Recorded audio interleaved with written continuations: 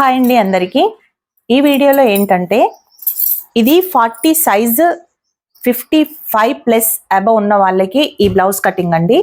వాళ్ళు ఎలా ఉంటారు, వాళ్ళకి ఎలా ఉంటే ఇష్టం అంటే ఈ విడ్త్ అనేది ఎక్కువగా ఉండొద్దు, నెక్ అనేది లోపల ఇలా బ్రాడ్గా ఉండకుండా సన్నగా కావాలి అనుకుంటారు.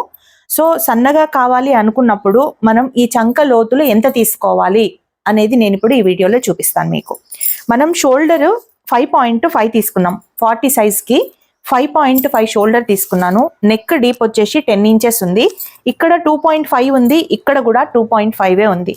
ఆర్మ్ డౌన్ వచ్చేసి 6 ఇంచెస్ తీసుకున్నాను, ఖర్చు కొదిలిపెట్టి 6 ఇంచెస్ తీసుకున్నాను.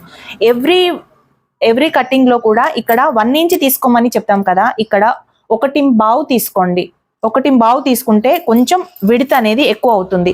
అంటే మనకు ఇది తక్కువగా ఉన్నప్పుడు ఇలా, నెక్ తక్కువగా ఉన్నప్పుడు ఇలా లాగినట్టుగా ఉంటుంది. కాబట్టి ఇప్పుడు ఇక్కడ 1.5 తీసుకొని మనం ఇలా మార్క్ చేసుకుంటే, చెస్ట్ వచ్చేసి మనకు 40 ఇంచెస్ ఉంది, 10 ఇంచెస్ ఒక పాయింట్, ఈ పాయింట్ హాఫ్ పాయింట్. అయితే ఇప్పుడు ఆర్మ్ రౌండ్ వచ్చేసి 9.5 ఉంది. అంటే ప్రతి ఒక్క బ్లౌజ్కి కూడా చెస్ట్ ఆర్మ్ రౌండ్ ఈక్వల్గా ఉండవు, ఎవరి ఆర్మ్ రౌండ్ వాళ్ళ సైజుని బట్టి ఉంటుందన్నమాట.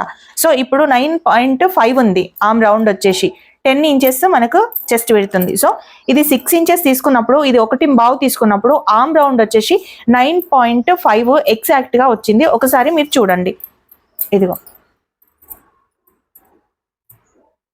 చూసారు కదా, 9.5 వచ్చింది. సో ఎక్కువ విడ్త్ లేనప్పుడు, అంటే బ్రాడ్ ఎక్కువ లేనప్పుడు ఇక్కడ మనం ఒక 1/2 ఇంచు ఎక్స్ట్రా తీసుకోవాలి. ఒకవేళ ఇంకా కూడా ఎక్కువ కావాలి అనుకుంటే 1.5 ఇంచ్ తీసుకోవాలి, ఈ బ్రాడ్ తక్కువ ఉన్నప్పుడు. అలా తీసుకుంటే బ్లౌజ్ అనేది పర్ఫెక్ట్గా సెట్ అవుతుంది. ఈ టిప్ కనుక నచ్చితే ఒక చిన్న లైక్ చేయండి. ఒకవేళ అర్థం కాకపోతే కామెంట్లో చెప్పండి, నేను మళ్ళీ మీకు ఎక్స్ప్లెయిన్ చేస్తాను. ఓకేనా? Thank you.